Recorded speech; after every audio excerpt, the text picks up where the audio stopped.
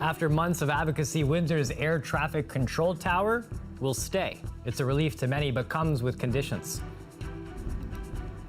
And people in one Windsor neighborhood want the speed limit lowered, but the city is contemplating other traffic calming measures. Take a live look outside right now. Those clouds certainly beautiful. The sun missing today and a little bit of rain as well. Colette Kennedy has our full forecast tonight.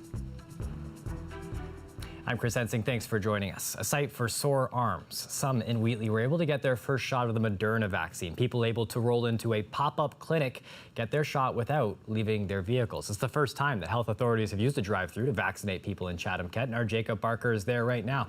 Jacob, how did the day go in Wheatley?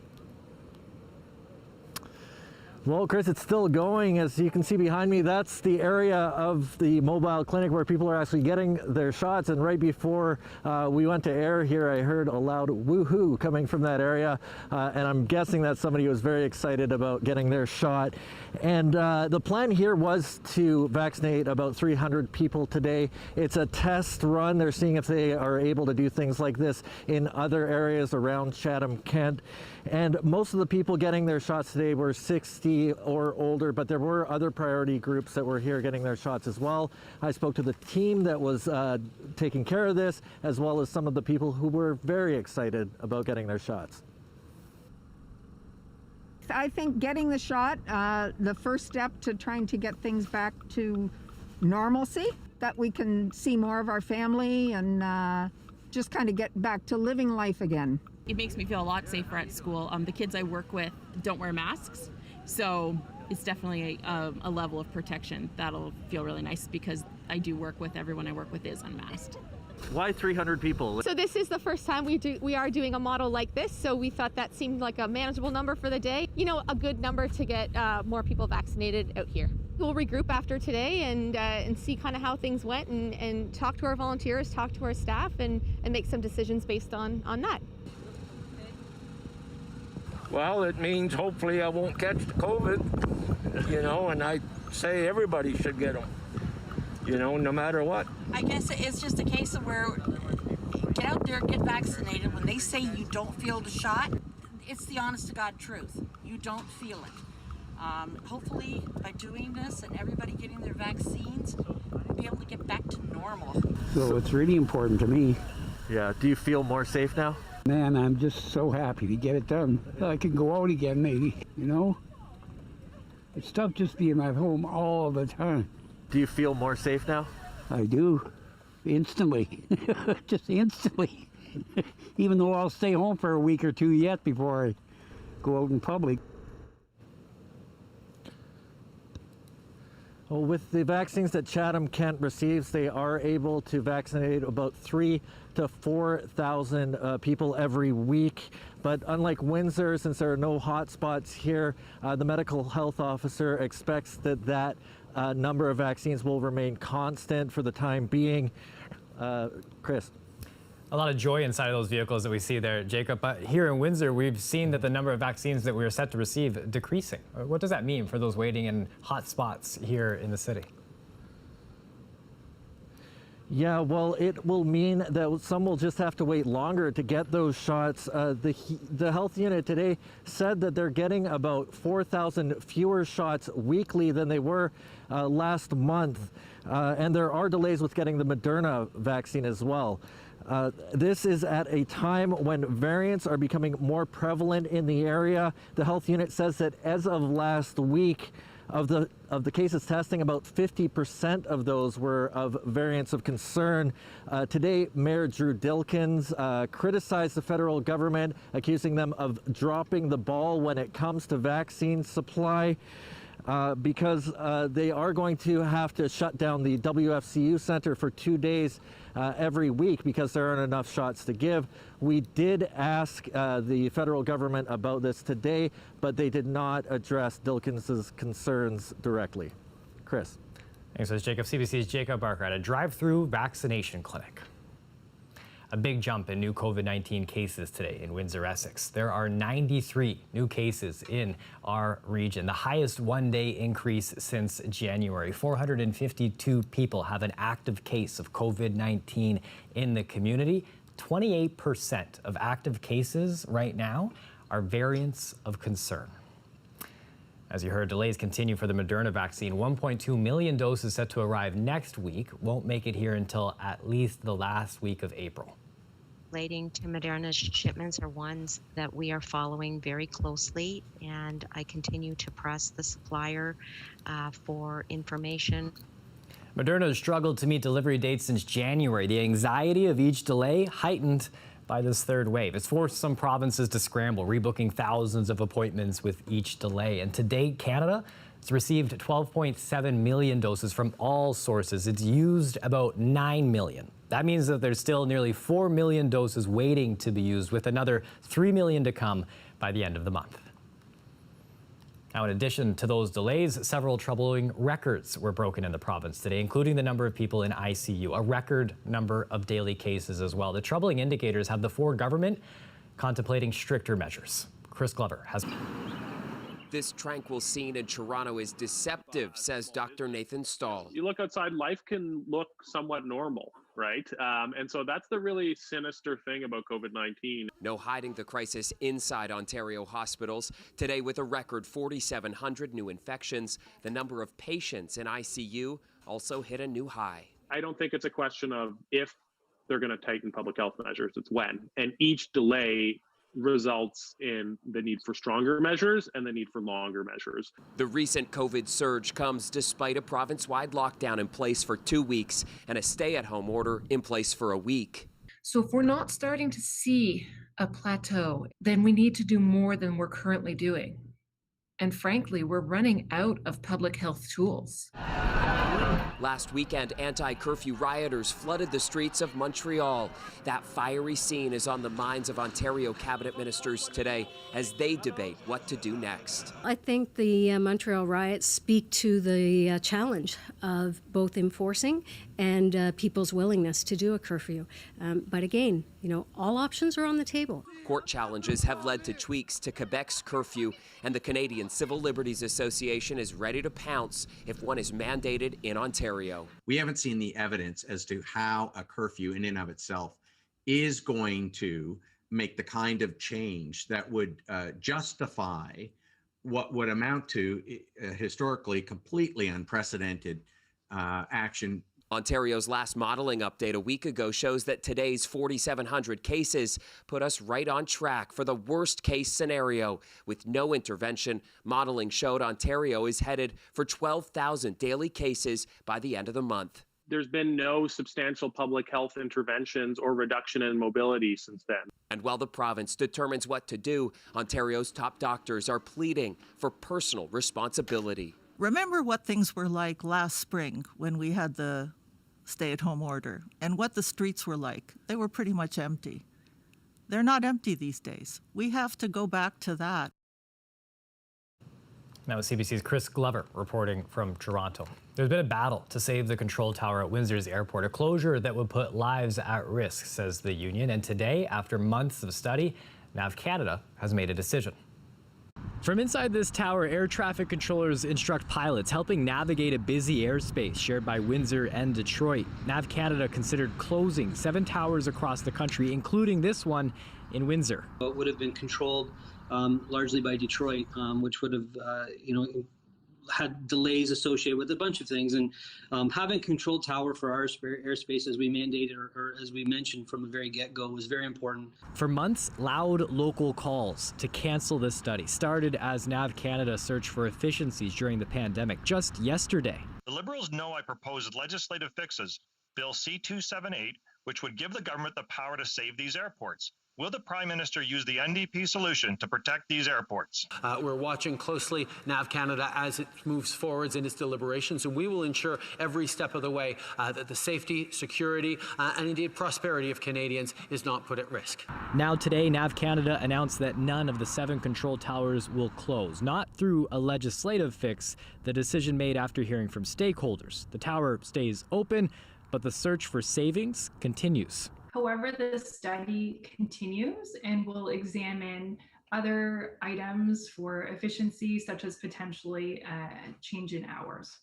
So there could still be changes that come to the Windsor airport. There could be, but it's basically the scope of the study has changed. So we're no longer considering substituting the air traffic control with air advisory service. The union representing the 10 employees who work the tower says a closure puts lives at risk. Keeping it open is a sigh of relief, but they're still not clear about potential changes to hours. The airport's CEO says conversations are ongoing. It's a good story in the sense that they asked for input, they received the input, and they made the decision they made because of the input. As for that legislative option, I fear that with his proposal, while it may seem in the short term that might be helpful to avoid any decisions that we want to avoid, but I feel it's short-sighted and it might introduce partisanship or political calculation into these into the operations of Nav Canada that's supposed to remain independent and has served Canadians well since it's become independent. Changes may be coming to Afria. Its shareholders have voted in favor of the cannabis company's plan to merge with Tilray.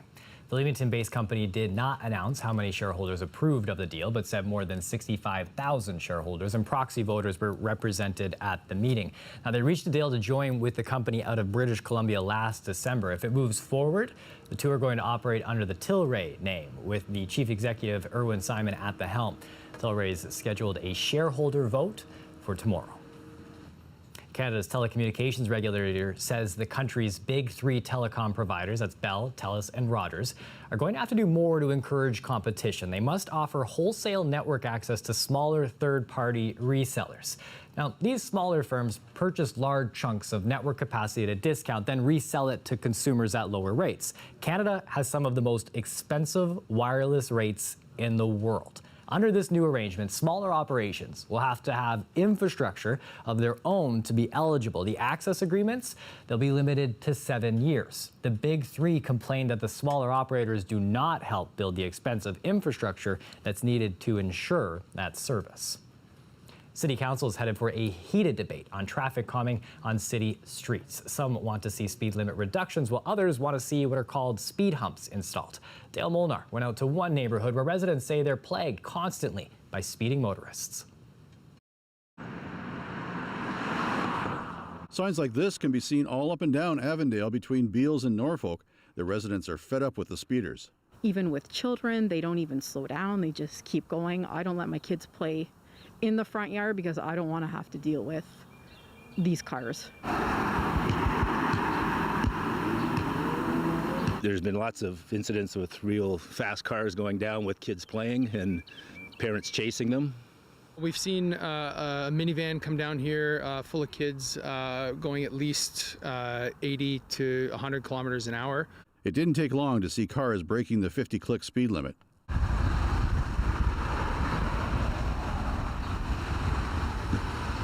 It's dangerous. I mean, there's no need for it. If you're driving home, there's no rush.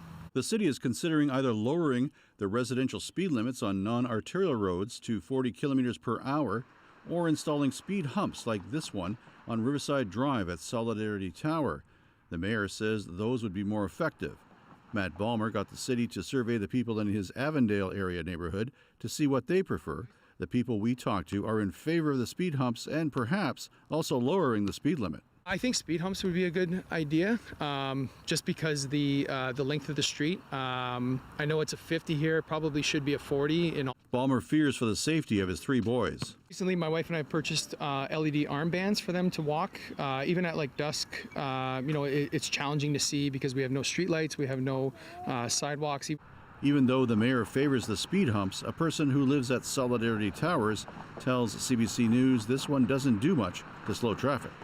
It will cost $750,000 to lower the speed limits. It will cost about $1 million to put in the speed humps. Dale Molnar, CBC News, Windsor. New details are out about Saturday's funeral for Prince Philip. None of the royal family will be wearing military uniforms, and they'll wear civilian clothes instead. Only 30 people are allowed to attend because of the pandemic restrictions. Meanwhile, new photos of the royal family remembering Prince Philip were shared online. These pictures of Prince Charles and his wife, the Duchess of Cornwall, they're looking at the flowers and tributes left by the public at Marble House Gardens of London, and near Windsor Castle, a ceremonial unit of the British Army could be seen taking part in a rehearsal for the funeral. Now, although scaled down during the pandemic, many traditional elements will remain. and that includes a military procession. And here at Windsor, All Saints Anglican Church rang their bell 99 times. They did this for the Duke of Edinburgh, symbolizing his life as a member of the royal family. Over the course of the pandemic, cycling has seen a rise in popularity. It's fun, gets you in shape, allows riders to adhere to those pandemic protocols. But many stores are having difficulty stocking new bikes, with COVID-19 causing a backlog in parts as well. That's why some bicycle shops say that they're seeing an inflated interest in a different kind of bike, one that already has a few kilometers on it. Definitely.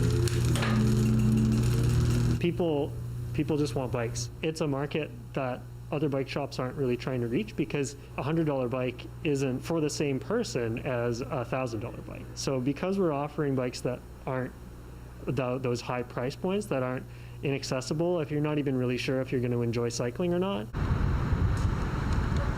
Particularly, we're finding that new Canadians and people in lower income brackets are really interested in finding bikes here. You know, it's just a different demographic altogether. That price point exists online, like you can buy used bikes for that price point. The thing that sets us apart is that the bikes are ready to ride, they're safe. We know that nothing bad is going to happen when they go out the door. So I think that's where we're trying to provide something that maybe wouldn't exist otherwise. Our March of this year, I mean, it's not comparable. It's nothing like it was last year. So yeah, we're seeing a lot more people, and this is much earlier in the season than I would expect people to be coming through. So yeah, that's a big difference this year. I've been pretty lucky. I've got the bike, but if someone could point me in the direction where you can buy motivation, that would really help me out. Coming up next, we are going to introduce you to Miss Bailey. You're going to love it. It's going to look as beautiful as this shot you're looking at right here. The colors are popping. Colette's coming up. She'll have the forecast next.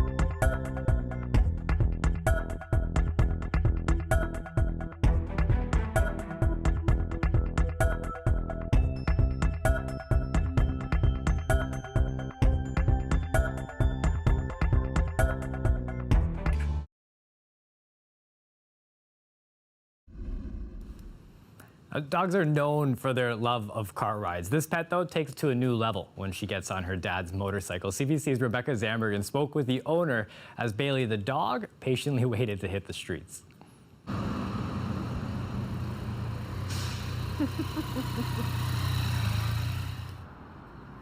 Hello, Bailey. Looking good. So Bailey is securely fastened in here, and that's important. Safety first. Mm-hmm. The box itself is securely bolted down in place, so it can't come loose. And it's got the wooden clamps on it as well, so that it's very secure. It's not relying on the plastic. And then when we go, and we carry her stuff in here. And then when when we're ready to go, come on, girl. Just poke her through and DeWalt, a little advertising for her. And there she is. And she's ready to ride. All right. Just that we go for rides that are up to, an hour and a half would be a long ride, but half an hour would be more typical. Yeah, and Bailey's how old? She's 8 years old. She's pretty wedged in there at this point, hey? Like she can't... Oh, she can move. She can? Like she's free to move, but she knows to sit. It's Yeah. the most comfortable, and she's tethered in there, so she can't actually step out of here. This would constrain her to stay inside, which is very important.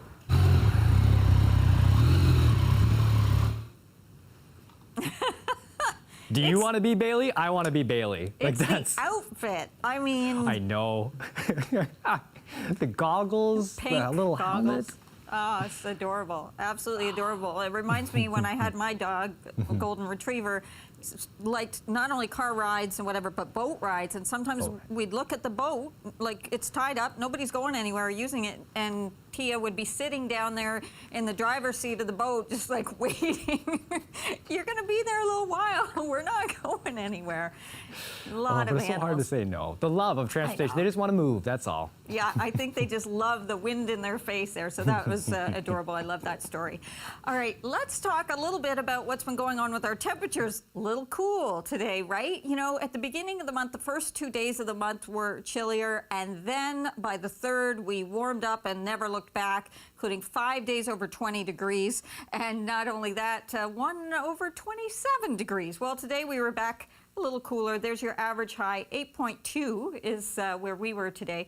Now the low, by the way, the overnight lows have been very, very mild as well. So it's been kind of all around. Our current temperature is still 8, but 5 degrees for Chatham-Kent. There are some of those spotty showers. They just keep rotating around this upper low that is we are being influenced by and will be into this evening. So still some scattered showers. Things start to change tomorrow as it moves towards the east. We'll begin to get into some clearing. It will try, but that clearing line is going to be really close. So I've still put quite a bit of cloud cover in there, but we'll begin to see the sun coming through it. But if we get this just a little further east, we'll do better with some sunshine. Saturday, though, a little instability, so late day getting into a few isolated showers, a very slim chance, so I haven't put much in there for the weekend. Tonight, though, there you are, 2 to 3 degrees. Yes, there have been a few flurries also associated with this, especially in the higher terrain. But tomorrow, 13. We break out of that cloud deck, and then some milder air before we get another system cooling things down towards midweek next week, Chris. All right, thanks, Clett. You're welcome. The quickest hands in Canada. We introduce you to a champion speed cuber when we're back.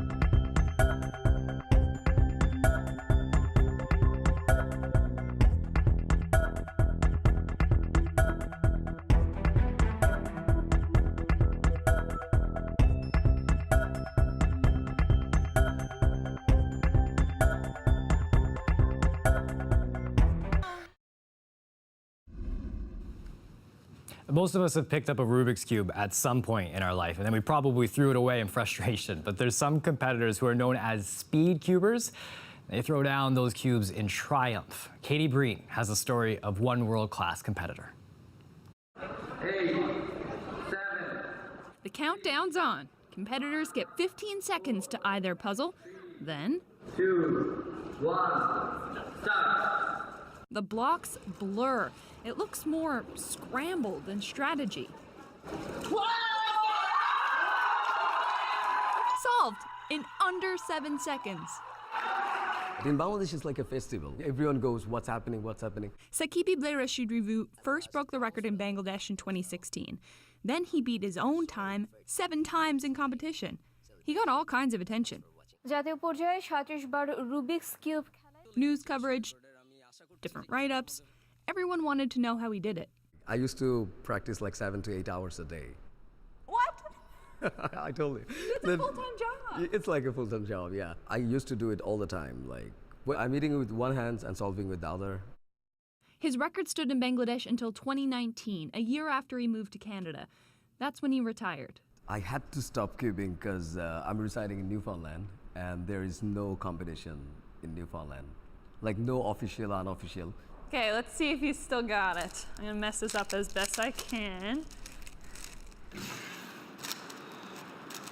Rivu says at one point, he thought anyone who could figure out a cube in under 6 minutes was superhuman. And he just solved it in 10 seconds. He says that serves as motivation in other parts of his life. Cubers, he says, have a saying. Life is like a Rubik's Cube. You can't address all your problems all at once. You've got to break them into pieces. I just pick one problem, like, okay, I will just solve this one, and the next one, and the next one, and it's like a staircase, and you just, like, walk up to the success. That's it. Katie Breen, CBC News, St. John's.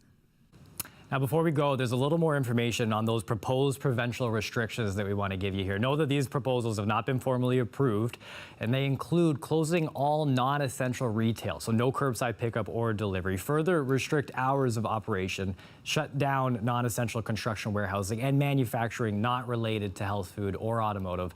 And there's also options that they're looking at of prohibiting all outdoor gatherings for non-family members in the same household. Again, these are what they're looking at. We have more information on our website. We'll be following this throughout the evening. Thanks for watching.